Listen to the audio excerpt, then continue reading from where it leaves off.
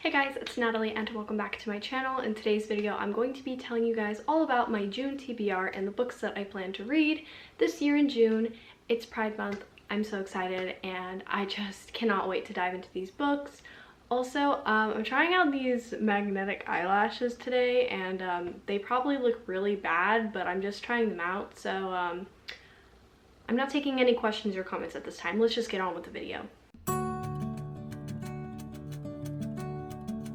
I'm going to try to incorporate as many queer books into my TBR as possible because I'm queer myself, so I feel like I should incorporate as many books as possible to represent the community. So in the month of June, I am actually participating in a Readathon, which is the Olympic Games Readathon, and it's hosted by Ishi, and I hope I said her name right. I will link her channel down below with her announcement video and everything because I'm just so excited for this readathon and I'm so happy that someone is hosting a Percy Jackson themed readathon. So it's actually really funny. I was really missing Camp Half-Blood, so in April I decided to pick up the first book in the Heroes of Olympus series because I had just reread the Percy Jackson series in October and I wanted to continue reading Rick Riordan's books. And right when I started reading The Lost Hero, this readathon was announced, so I'm just so excited to be participating. Also, I'm really happy because it was announced recently that they're going to make a Percy Jackson Disney Plus TV show adaptation, and I'm so excited because Rick Riordan supposedly is working really closely on the project and it's going to be a faithful adaptation, so I'm just so excited for that. But anyways, yeah, this is like a very popular fandom to be in right now and I'm very excited about that. So anyways, let's get into my TBR. So I actually took the quiz on the Read Riordan website where you can see which godly parent is yours, and I'll link that down below if you guys are interested. Even if you're not participating in the readathon, I just think it's a fun quiz.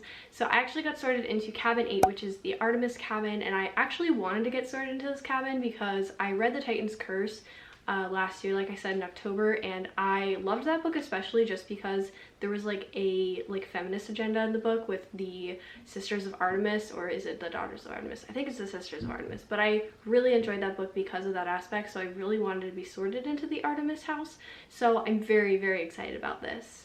So the first prompt for the Artemis cabin is to read a book that takes place in the wilderness. So for this prompt, I've chosen to read The Hunger Games by Suzanne Collins because I am extremely late to my reread of this trilogy, and I actually pre-ordered The Ballad of Songbirds and Snakes, and I don't want to read it until I have reread the original trilogy because I haven't read it since I believe my freshman year of high school, so it's been a lot of years. So yeah, I'm super excited to dive back into this dystopian world. I love the series so much. I used to have merch and I had every movie, and I just absolutely love this fandom and this universe, so I just can't wait to get back into it. But anyways, the next prompt is to read a book only while the moon is out. And so for that prompt, I chose Beyond the Black Door by A.M. Strickland. This one is a YA fantasy that follows a girl who has the ability to travel through people's souls via their dreams. And there's a certain door that she's not allowed to walk into, and her mother told her to never go beyond the black door, but being a teenage girl, she does it anyway because that also makes for an interesting story. So basically, I think her mother has passed away, so she kind of is feeling some kind of disconnection from her mother, and she feels like the black door is like the last remaining secret her mother left behind. So, like I said, she goes through the door, things ensue. I feel like this would be perfect to read only at night because it is such an eerie sounding book and I've just heard really good things about it, and I'm reading this one because it also features an asexual main character and I just cannot wait to read this one. It looks so fantastic. The next prompt is to read a book that features a rescue mission, and for that prompt I have chosen The Mark of Athena by Rick Riordan. I am continuing on in the series. I just finished The Son of Neptune this month in May, and so I plan on reading the next one, The Mark of Athena, which is the third book, next month in June. And this one I feel like will have a rescue mission because Rick Riordan's books always have a rescue mission of some kind, so that's why I chose this one. I'm also just really excited to continue on to the series. I really love The Son of Neptune a little more than I love The Lost Hero, and it just made me so much more excited to continue on with the series. I'm kind of nervous about this one because it is a bit of a tome, so yeah, hopefully it won't take me too long to read this one because, you know, I took a little long with the last two books in the series, so hopefully it don't take too long. So the next prompt is to read a book that features an animal, and for that I have chosen The Abyss Surrounds Us by Emily Skrutsky. This is an indie published YA fantasy duology that follows a bunch of sapphic girls who train sea monsters, and there's also pirates. That's all I really know about it, but it just sounds really interesting and I just cannot wait to get into this. I've heard so many good things about this, specifically from Boston over at Boston Reads. I absolutely love her channel and she always recommends great or underrated queer books, so I'll link her channel down below. Absolutely love her stuff. But anyways, yeah, the animals I'm counting for this challenge is the sea monsters that are in the book.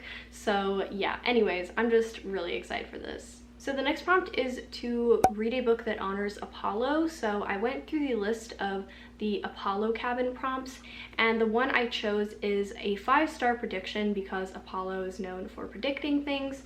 So I decided to choose Laura Dean Keeps Breaking Up With Me by Mariko Tamaki and Rosemary Valera O'Connell. This one is a graphic novel that I've seen so much of on BookTube and I've heard nothing but good things about it. And I decided to pick up a copy myself and it's absolutely stunning. I can't wait to read this one. This one basically follows 2 characters, and I believe our main character, her girlfriend keeps breaking up with her over and over again, and I think it's kind of a toxic relationship. So I'm very interested to read this one. I feel like you don't see a lot of toxic queer relationships in books or media, so I'm very interested to read this one. So yeah, absolutely love the art style as well. It's a lot of like black, white, and salmon pink, so I just think this is going to be a 5-star read for me. I'm so excited. So up next for the Artemis Cabin, there's also 3 optional advanced challenges, and I've decided to do those as well. So the first advanced challenge is archery, and that is to read a book that is less than 200 pages. And so for this one, I have chosen a book that I actually pre-ordered before its release. It just got delivered to my Kindle about a week and a half ago, and that is Meet Cute Club by Jack Harbin. This one is an adult romance novella that is only, I believe, 186 pages, and I'm just so excited to read this one. It looks so cute. I love the cover. The premise just sounds so interesting. It's basically just 2 guys who fall in love in a book club, and that just sounds so cute and fuzzy, and I'm here for it. So yeah, can't wait to read this one. So the next challenge is monster fighting, and that is to read a book with magical creatures. So for this prompt, I've chosen City of Glass by Cassandra Clare. This is the 3rd book in the Mortal Instrument series and in the Shadowhunters universe. I'm slowly making my way through the series. I didn't get to read a book in the series in the month of May just because I had so much stuff on my TBR, but I don't want to wait too long to dive into the next book because I don't want to forget anything. So I decided to pick up City of Glass, and I honestly didn't like City of Ashes as much as I like City of Bones, and I actually ended up giving City of Ashes a 3.5-star rating. So I'm kind of nervous about this one, especially because of how large it is. So yeah, I'm really nervous for this one, but also really excited. I really like the universe and it's a lot of fun. It's like a garbage series, honestly, but it's good garbage, so it's just good, okay? Leave me alone. So the last advanced challenge for the Artemis Cabin is Capture the Flag, and that is to read an anticipated book. And for that, I have chosen Felix Ever After by Case and Callender. This is a book that I pre-ordered before its release, and this one is a YA contemporary own voices story about a trans boy who's coming to terms with his identity, and I just absolutely love this cover and this book, and just like I love everything about it. I've been waiting for this book for so long, and I'm so happy to finally have it in my hands, and I can't wait to read it. It sounds like it's going to be fantastic. So those are the books that I plan on reading for the Olympic Games Readathon. Those ones I'm going to 100% definitely read because I would like to complete all the challenges. The next couple books I'm going to talk about are ones that I would like to get to at the end of May if I have time. So let's get into those books. So this next one I'm probably 100% going to read, and that is Gyo by Junji Ito. This one is an adult horror manga that basically follows scary fish people taking over Okinawa.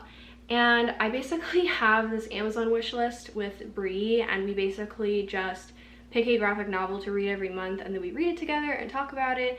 So she decided to pick Gyo, and she picked the creepiest one on the list. I'm really nervous about this because the art is just so disturbing, and like I feel like I'm gonna get nauseous just reading this. But anyways, yeah, I'm super excited for this one. I've heard nothing but good things about Junji Ito's work, and I think he has a very distinctive style, and I really like that. So yeah, I'm going to buddy read this one with Bree. I'm going to her house at the end of May, and we are going to read it together. So yeah. Another book I would like to get to is Kingdom of the Blazing Phoenix by Julie C. Dow. This is the sequel to Forest of a Thousand Lanterns by Julie C. Dow, which is an Asian-inspired fantasy that is a evil queen retelling. And I'm actually currently reading the first book in the series. I'm absolutely loving it. I can already tell I'm going to rate it really high.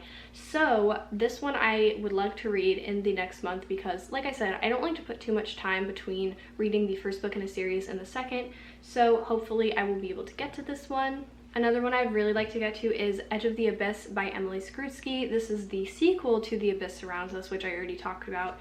And this is a duology, so there's only 2 books in the series, and they're actually quite short, so I feel like this one might be more doable for me. I'm also planning on taking a bunch of like short books with me to Bree's house so that I don't have to read any like tomes while I'm there. So yeah, super excited to read this series. It looks so good.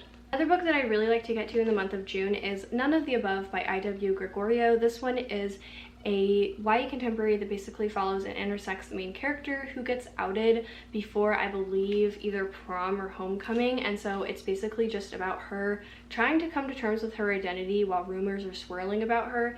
And I've never read a book featuring an intersex main character, and I feel like this would be really good to read for Pride Month. So hopefully I can get to this one. I'm not sure if this is Own Voices representation. If I find out, I will definitely let you guys know, but I am so excited for this one. It sounds like it's going to be a harrowing but very insightful story. Up next, I have a couple graphic novels. The first one I have is Saga Volume 5 by Brian K. Vaughan and Fiona Staples. This is an adult sci-fi graphic novel series that I've been reading since January. I've been reading a volume a month, and this one basically follows 2 star-crossed lovers, Alana and Marco, who basically Alana leaves the draft along with Marco, who was her prisoner, because the moon and planet that they both had lived on were at war and they were on opposite sides of that war. So basically they escape, fall in love, have a baby, and they're kind of on the run from assassins and their respective armies, so they've definitely got a bounty on their head. And this basically just follows everything that ensues, and I absolutely love this series. It's so fantastic. I've given every volume 5 stars. The art style is really cool, and I just really love this series. So yeah, definitely check this one out. It's definitely for adults though, keep that in mind. So the next graphic novel I have is Amulet Volume 6 by Kazuki Buishi. This is a middle grade fantasy graphic novel series that I've been reading since December, and I've absolutely been loving it. This one follows our main character Emily, who moves to a house that has been in her family for generations with her brother and her mother. So one night their mother goes missing, and they basically, Emily and Navin, get whisked into this whole fantastical universe. Emily finds a amulet that holds a prophecy and lots of power, and it can kind of like take over her, but she tries to not let it. So it's kind of like a pull between like evil and not evil. It definitely has like some basic YA fantasy tropes, but I really love this series just because it's so whimsical, fantastical. There's like creepy, wacky, zany characters, and I just really love the story and the world building. So if you're looking for something that's high fantasy but also kind of in a palatable format because it's a middle grade graphic novel series, highly recommend this one. So fantastic. So another one that I'd really like to get to is Aphrodite Made Me Do It by Trista Mateer. This one is a poetry collection heavily inspired by Aphrodite. There's also a bunch of like illustrations in here as well, and I've just heard nothing but good things about this, and I definitely would like to dip my toe into the water in terms of modern poetry. I definitely haven't found any that I've loved yet, so I'm definitely interested to try more. So yeah, this one I've just heard really good things about. I feel like it's fitting to read for the month of June, A, because it's got queer rep, B, because it's also the month of the Percy Jackson Readathon, and I just feel like with Aphrodite, this would be a perfect time to read it. Another one I would really like to get to is The Monster of Elendhaven by Jennifer Giesbrecht, and this one is a horror novella that follows our main character, who is gay, so representation. Also, I just heard nothing but good things about this. This is another one that was actually recommended by Boston in one of her videos, so like I said, I'll link her channel down below. She always has the best recommendations. But yeah, this one is just a really short horror novella, and I've definitely been wanting to read more horror, like I said, because, you know, I have Gyo by Junji Ito. So yeah, super excited for this one. So another one I would like to get to is The Guest List by Lucy Foley. This one is the Literally Dead Book Club June pick, which is a thriller book club hosted by Kayla over at Books and Lala. It's a really fun little book club to do every month, and she does a live show at the end of the month and talks about the book with a co-host. I will link her announcement video down below if you guys are interested in participating. Anybody can join at any time, and it's definitely really accessible since it's a virtual book club. So yeah, the pick for the month of June is The Guest List by Lucy Foley. All I know about this one is it is a mystery thriller. There is, like, I believe a dinner on an island involved. I'm not 100% sure. I don't like to know a lot about books going into it, especially thrillers, because I don't want to spoil it. But yeah, I'm super excited for this one. Hopefully I can get to it. I still haven't read the pick for May, and it's almost the end of May, so we're doing great out here. So up next, I'd also like to read Toradora Volume 1 by Yuyoko Takamiya and Zekio. This one is a series that I have not read in manga form, but I've seen the anime, and I absolutely love the anime. It's a really cute slice of life romance anime. There's a really tight-knit friend group in the story, and I just really love this story, and I have been wanting to read it in manga form. So hopefully I can get to this one. I feel like this one will be doable because it's really short, and like I said, I'm gonna bring a lot of short stuff to Bree's house because I don't want to like bring any tomes with me. So yeah, super excited for this one. Also, if I have time, I would like to read The Falling in Love Montage by Sierra Smith. This is a YA contemporary that's coming out in June, and I really want to read it. I pre-ordered it before its release, and I'm just super excited about it. Like, all I know is that it is a female romance, and it looks really cute, and it has like summer vibes, so I want to read it. Another one that I would like to get to is Soft on Soft by Mina Wahid. This one is a female romance novella, and I've really been wanting to read more novellas, and this one I have digitally on my Kindle, and I just feel like it would be the perfect time to read this for Pride Month. So yeah, hopefully I can get to this one. I think that concludes my June TBR. I know I included 20 books on this list. That's because I like to have a big pool of books to choose from, but it kind of narrows it down so I'm not just picking from my entire bookshelf. So yeah, I'm definitely going to be reading the ones for the Olympic Games Readathon, but everything else has been kind of up in the air. I'm not 100% sure if I'm going to read it. But thank you guys so much for watching this video. Leave a like, subscribe down below, and hit the notification bell if you don't want to miss a single upload. Leave a comment, let me know what you guys plan to read in June, or if you guys are participating in any readathons. I would love to have a little bookish chat in the comments. So like I said, thanks for watching, and have a great day. Bye!